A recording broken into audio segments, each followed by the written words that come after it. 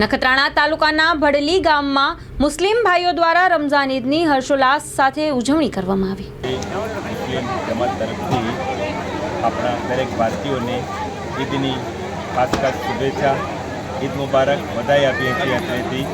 અને આપણા દેશમાં ભાઈચારો, અમન, સુકૂન, સુખ, સંપત્તિ બધી જળવાઈ રહે એ માટે અમારા મૌલાના સાહેબ તરફથી દુઆ કરવામાં આવી હતી અને આપણા દેશમાં ભાઈચારો હંમેશા માટે કાયમ રહે એવી દુઆ ગુજારવામાં આવી હતી।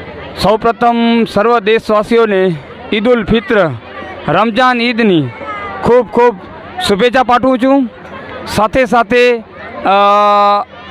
અમન, એકતા અને શાંતિ જળવાઈ રહે એવા અમારા ભડલીના પેશ ઇમામ મૌલાના અબ્દુલ રજાક સાહેબ દુઆ પાઠવી હતી।